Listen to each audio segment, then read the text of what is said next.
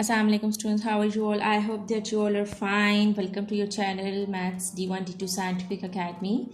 Today our lecture is related to chapter 3 Basic Algebra and Algebraic Manipulation. In new book it's chapter 3, in old book it's chapter 4. And exercise is 3A. In new book it's exercise 3A, but in old book it's exercise 4A. We are going to do question number 4. Okay ji. Question number 4, I'll just explain you one part of the question. So rest of the parts are same and then you can easily solve all the sums. Okay ji, before starting the lecture, I would request you that kindly subscribe this channel if you want more help regarding your subject. I'm going to explain you B part of question number 4 and see, all parts are same. I'm just explaining you one part, then you will be able to rest of the parts yourself. Okay ji. B part is x plus 3y plus 6x and plus 4y. Okay ji. Remember that whenever you're having the addition of these expression, addition or subtraction of the expression, always solve like terms together. Like terms mean which are having the same variables. Here you can see that these both terms are having x variables. So these both terms are like terms. So write them together, x plus 6x. Here you can see that this 3y and 4y. These both terms are same and these both terms are having the same variable, that is y. So these both terms are like terms. So write them together. So you will write like 3y plus 4y. Okay ji. Now what you need to do is you have written the like terms together. Now solve the like terms together. Now solve these two terms. Plus and plus is plus. When you will add 6 plus 1, you will get 7x. And in the same way, when you will add 4 and 3, now solve these two terms together. 4 and 3, you will get 7. But don't forget to write the variable with the terms. So 7x plus 7y is your answer. Okay, I'm going to raise this line that I have drawn to explain you. So this is the sum and of part question number 4, part B. Alright. Come to question number 5. Again, I'll explain you part B of question number 5. And part B is, okay, the question is question number 5. Find the sum of each of the following expressions. Here it's written sum, so it means that you have to put the sign of addition. This is the first term, so write the first term. Now as they are saying that find the sum, so in between you will put the sign of plus. You will add this and in between you will put the sign of plus. There are two terms. Here this is the first expression and here this is the second expression. You have to add these both expressions. So first write first expression and then put the sign of plus, and now write second expression, which is 7b minus 6a. Now you have to add them, but remember that whenever you add or subtract, you have to solve the like terms together.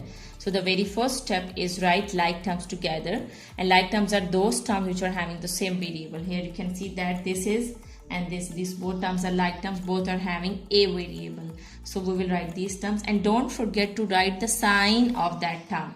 Here this is minus 4a, so I will write minus 4a minus 6a. Okay, I have written the terms of a. Now I will write the terms of b, which is minus b. This is minus b and plus 7b. Okay ji. Now we will solve them. And this is minus and this is minus. Minus is plus. We will add 4 in 6 and then we will get 10a. 6 plus 4 is 10. We have to write the sign of the bigger number, which is minus. Now solve these two terms which are like terms, minus b and plus 7b. Remember that when there is no coefficient with the variable, remember that the coefficient over there is 1. So it means that this is 1b. This is minus and this is plus. Minus plus is minus. It means that you have to subtract 1 from 7 and then you will get 6b, and you have to write the sign of the bigger number, which is plus. So 7 minus 1 is 6 and variable is b. So this is your answer. Okay, I hope that this is clear to you. Alright, now let's come to question number 6. Okay, ji, question number 6 is write down an algebraic expression for each of the following statements. Here you can see the question, and question number 6, the first part is subtract the cube root of the product of x and 3y from the square of the sum of a and b. See that the question is, the statement is subtract the cube root of the product of x and y. Remember that whatever you have to subtract, that expression or that number should come afterwards. Okay, first you have to write the number from which it is subtracted, and they're saying that from the square of the sum of a and b. Okay ji, the sum of a and b will be a plus b, and they are saying that from the square of the sum of a and b. We have done the sum of a and b, sum mean plus, and from the square of the sum of a and b, that means that we have to take the square. Now from the square of the sum of a and b, and what we have to subtract? Subtract the cube root of the product. Product means multiplication. Cube root of the product of x and 3y. When we will multiply x and 3y, product means that we have to multiply, so we will get 3xy. So subtract the cube root of the product of x and 3y.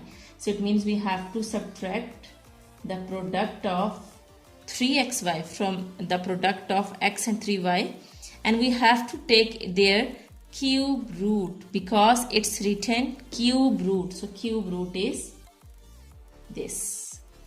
So this is your answer. Again, I'm telling you, they are saying that subtract the cube root. Subtract the cube root of the product of 3x and y from the square of the sum of a and b. So this is your expression. I hope that now it is clear to you. Okay ji. Now let's come to B part. This is A part.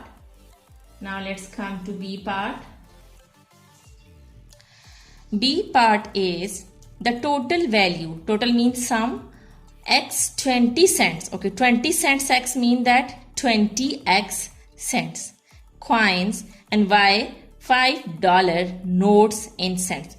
Basically we have to write the total value in cents. So the first x value is given in cents, but the y value is not given in cents, it's given in dollar.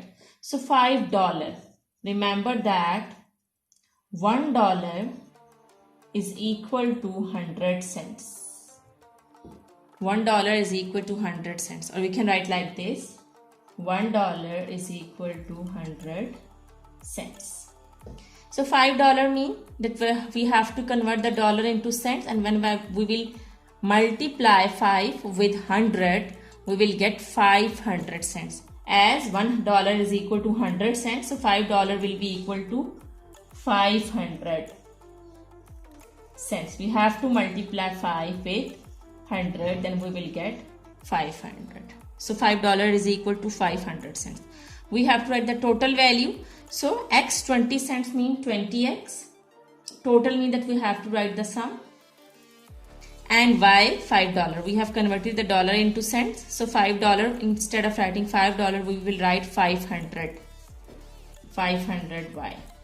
Both values are in cents, so I can put the bracket and I can write cents. So this is your answer of part B. I hope that this is clear to you. Alright, now I'm going to explain you question number 8. Okay, I'll explain you one part of question number 8. Rest of the parts are same. So part B, I'll explain you part B. Okay, Ji, the very first step is wherever the two signs are coming together, multiply them. So you'll write minus 3x as it is. These two signs are coming together, multiply them. Plus minus is minus 5y. And again, these two signs are coming together, multiply them. Minus and minus is plus 10y. And again, this is minus 7x. Alright. Now, remember that whenever you do the addition or subtraction, you have to solve the like terms together. And like terms mean which are having the same variables. So this is x term and this is x terms. Both are the like terms. So write them together with their signs. Don't forget to write the signs. So minus 3x minus x. and this minus 5y and plus 10y. Both are having the y variable, so both are the like terms. So write them together. Minus 5y plus 10y. Okay, now we will solve the like terms. These are the x term. We will solve them together. Minus and minus is plus. We will add 7 plus 3 is 10x. We have to write the sign of the bigger number, which is minus. So minus 10x. And again now solve y term. Minus and plus. Minus and plus is minus. So we have to subtract 5 from 10. It means that we will do the subtraction. And when we will subtract 5 from 10, we will get 5y. We have to write the sign of the bigger number, which is plus. So plus 5y. This is your answer. I hope that this is clear to you, and these are very easy sums and simple sums. The rest of the parts are same. You can solve them. Alright. Now let's come to question number 9. Okay, I'm going to explain you D part of question number 9. Remember that whenever you are having fractions in between it's plus or minus sign, so it means that you have to take the LCM of the denominators. So I'm going to take the LCM of the denominators. So denominators are 4 and 3. 2 2s are 4 and 3. 2 1s are 2 and 3. And 3 1s are 3. Okay, now I'll multiply these numbers. 2 2s are 4, 4 3s are 12. So the LCM is 12. Okay, G. Okay, G. So the LCM is 12, and now see the denominator. Which time 4 is 12? It's 3 times. So multiply the numerator with 3. Now see this denominator. Which time 3 is 12? It's 4 times. So multiply the numerator with 4. 3 4s are 12, and 4 3s are 12. Now multiply the numerators. 3 9s are 27. So write the variable with it. That is b. 3 9s are 27. 27b. Minus 4 4s are 16. 16b. Alright, now you have to do the subtraction. You have to subtract 16 from 27. When you will subtract 16 from 27, you will get 27 minus 16 will be 11b. So 11 over 12b is the answer. Here the numerator is smaller than the denominator. This is proper fraction. So we will not divide it. So this is your answer. I hope that today's lecture is clear to you. Alright, take very good care of yourself, and thank you very much. Allah Hafiz.